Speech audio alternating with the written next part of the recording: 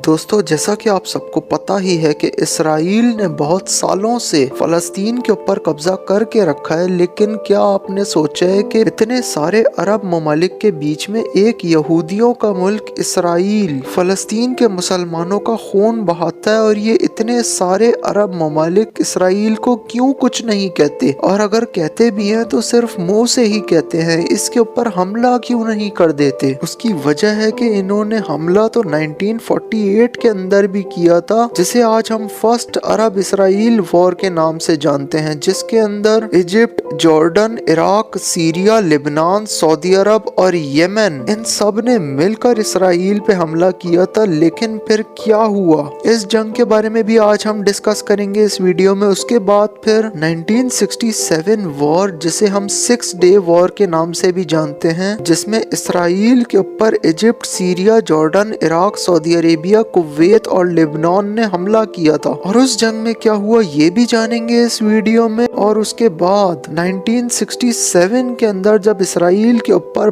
12 मुल्कों ने हमला किया, जिनको सोवियत यूनियन यानी कि आज के Russia, Germany, north Korea, Pakistan और लेबनान का साथ हासिल था, तो ये तमाम जंगे कौन जीता आज जानेंगे इस वीडियो में। तो इस वीडियो को स्टार्ट करने से पहले अगर आप लोग ऐसी इंटरेस्टिंग स्टोरीज सुनना पसंद करते हैं तो बेल आइकन को दबा के ऑल पे क्लिक कर लें, ताकि नई आने वाली इंटरेस्टिंग स्टोरी का नोटिफिकेशन आपको मिल जाए। तो अब चलें शुरू करते हैं इस वीडियो को। तो बात स्टार्ट होती है 1948 से, जब इसराइल और तमाम अरब कंट्रीज के बीच पहली वॉर होती है। उसकी वजह ये थी, जो फरहा मूवी जो नेटफ्लिक्स के ऊपर आई है उसमें भी दिखाई गई है कि जब यहूदी इसराइल में आकर बसना शुरू हुए तो फलस्तीन के मुसलमान बेघर होना शुरू हो गए। तो ये देखकर तमाम अरब कंट्रीज को बिल्कुल भी अच्छा नहीं लगा। असल में ये जो सारे यहूदी फलस्तीन में आ गए थे और इसराइल बसा लिया था यहाँ पे, ये हुआ था एंटी ज्यूइश मूवमेंट्स की वजह से। जब 1941 के अंदर हिटलर ने जर्मन हॉलोकास्ट किया, जिसके अंदर हिटलर ने सीक्रेट गैस चैम्बर्स के अंदर डाल के 60 लाख यानी कि 6 मिलियन यहूदियों को मार दिया था, जिसके चलते तमाम यहूदी जर्मनी से भागकर दुनिया के मुख्तलिफ ममालिक में चले गए थे। और क्योंकि एल्बर्ट आइंस्टाइन भी एक यहूदी थे, तो जैसे ही हिटलर जर्मनी का चांसलर बना, उससे पहले ही आइंस्टाइन ने जर्मनी छोड़ दिया था और वो यूनाइटेड स्टेट्स चले गए थे। ऐसे ही जो बचे कुचे यहूदी थे वो दुनिया के मुख्तलिफ मुल्कों के अंदर चले गए थे, और बाकी जो जर्मनी के अंदर बच गए थे उनको हिटलर ने मार दिया था अपने गैस चैम्बर्स में डाल के। उनको टॉर्चर किया जाता था, उनके मर्डर किए जाते थे। तो फिर यहूदियों ने वर्ल्ड वॉर 2 के अंदर जर्मनी का सपोर्ट नहीं किया था, बल्कि जर्मनी के अपोनेंट्स यानी कि फ्रांस और यूके वगैरह का सपोर्ट किया था, जिसकी वजह से वर्ल्ड वॉर 2 जीतने के बाद फलस्तीन जो 1948 से पहले ब्रिटिश कॉलोनी था, उसे डिवाइड कर दिया ब्रिटेन वालों ने। और ये जो ब्लू हिस्सा आपको नजर आ रहा है इस मैप के अंदर, ये दे दिया जाता है इसराइल को यानी कि यहूदियों को,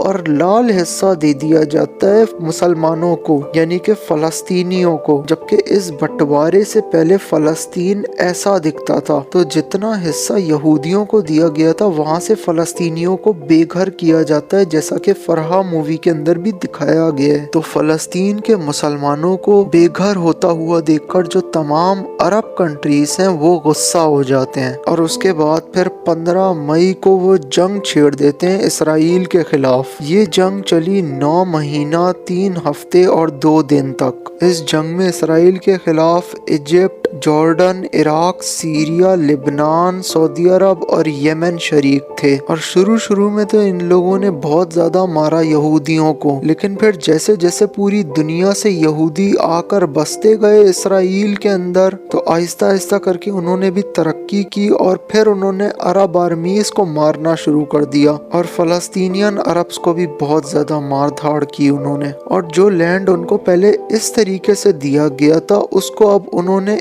कितना ज्यादा कब्जा कर लिया। ये जो ग्रीन एरिया आप देख रहे हैं ये है फलस्तीन का जो बचा कुचा रह गया था फर्स्ट अरब इसराइल वॉर के बाद। तकरीबन 80% हिस्सा इसराइल ने कब्जा कर लिया था। उसके बाद फिर 1956 के अंदर होता है सुएज क्राइसिस यानी कि Suez war. Suez canal basically एक ऐसा कैनाल है जो एशिया को जोड़ता है यूरोप से शिप्स के थ्रू सामान एक्सपोर्ट करने के लिए, और अगर ये बंद कर दिया जाए तो आप लोग लाल वाला निशान देख सकते हैं। तमाम शिप्स को पूरा अफ्रीका घूम कर यूरोप जाना पड़ेगा, तो इसलिए कोई भी नहीं चाहता है कि ये बंद हो। लेकिन 1956 के अंदर इजिप्ट के अंदर एक नया प्रेसिडेंट आता है जिसका नाम था गमाल अब्देल नसीर, जो आते ही साथ नेशनलाइज कर देते हैं सुएज कैनाल को, यानी कि इसको टोटली इजिप्ट का हिस्सा बना दिया जाता है। अब इससे इसराइल, यूके और फ्रांस ये बिल्कुल भी खुश नहीं होते हैं, क्योंकि ये एक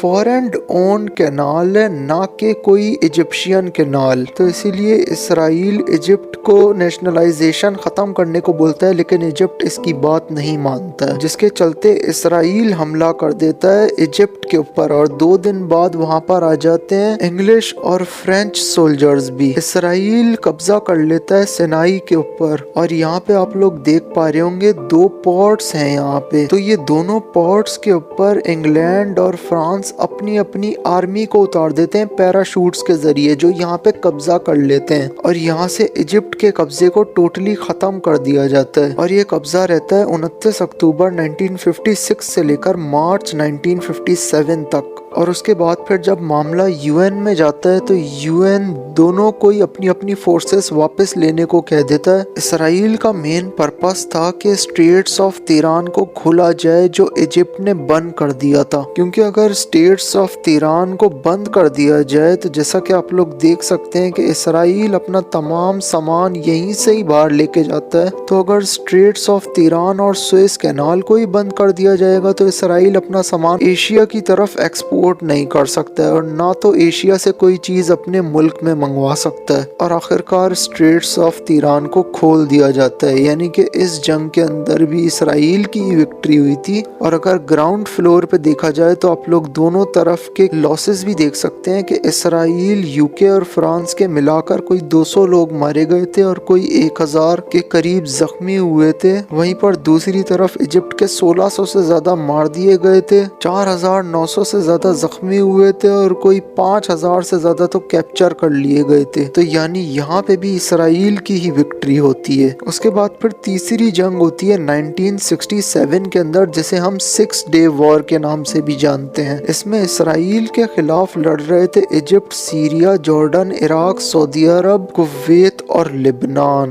बेसिकली ये जंग शुरू होती है 5 जून को। इसराइल अटैक करता है इजिप्ट के ऊपर और उनकी 90% से ज्यादा एयर फोर्स को डिस्ट्रॉय कर देता है, उनकी एयर बेसिस को डिस्ट्रॉय कर देता है, और जॉर्डन पे भी अटैक करता है और सीरिया पे भी अटैक करता है, और उन्हें भी काफी ज्यादा नुकसान पहुंचाता है। जैसा कि आप लोग देख ही सकते हैं कि इजिप्ट के 9800 से ज्यादा लोग मारे गए थे, 4000 से ज्यादा कैप्चर हो गए थे। जॉर्डन के तकरीबन 700 के करीब मारे गए थे और 2500 जख्मी थे, और 500 से ज्यादा कैप्चर हो गए थे, और इराक के भी 10 मारे गए थे, 30 जख्मी हो गए थे। तो कहाँ इसराइल के कोई 800 के करीब लोग मरे और कहाँ 10,000 से ज्यादा लोग मर गए अरब ममालिक के। तो ये बहुत बड़ी फतह थी इसराइल के लिए। इसराइल ने इस जंग को सिर्फ 6 दिनों में खत्म कर दिया था। बेसिकली जंग स्टार्ट हुई थी 5 जून को, और 7 जून तक ही जॉर्डन और इजिप्ट ने एक्सेप्ट कर लिया था सीज फायर को। सिर्फ सीरिया पीछे हट गया था हार मानने से, और फिर 9 जून को इसराइल ने उनके ऊपर बहुत बड़ा अटैक किया, और फिर 10 जून को सीरिया भी एक्सेप्ट कर लेता है सीज फायर को। तो सिर्फ 6 ही दिनों के अंदर तीनों अरब कंट्रीज को निपटा दिया था इसराइल ने, और सिर्फ उनको मारा ही नहीं था बल्कि उनके लैंड्स पे भी कब्जा कर लिया था। जैसा कि आप लोग देख सकते हैं कि 6 डे वॉर से पहले इसराइल यहाँ पर था, जो ग्रीन हिस्सा आप लोग देख सकते हैं, और 6 डे वॉर के बाद आप लोग देख सकते हैं जो सिनाई है, वेस्ट बैंक है, गोलान हाइट्स है, ये भी इसराइल के ही हिस्से में आ गया था। अब बदले की आग मंडला रही थी अरब ममालिक के अंदर। और फिर आता है 1973, जब टोटल 12 कंट्रीज, जिनकी लिस्ट आपके सामने है, जिन्हें सपोर्ट था सोवियत रशिया का, जर्मनी का, नॉर्थ कोरिया का, पाकिस्तान का और लेबनान का, वो हमला कर देते हैं इसराइल पे। और उसके बाद क्या होता है, इसकी बात हम इस वीडियो के अगले पार्ट में करेंगे। तो बेल आइकन दबा के ऑल पे क्लिक कर दीजिए, ताकि जैसे ही इस वीडियो का अगला पार्ट आए तो आप लोगों को नोटिफिकेशन मिल जाए। मैं मिलूंगा अगली वीडियो में, तब तक के लिए गुड बाय।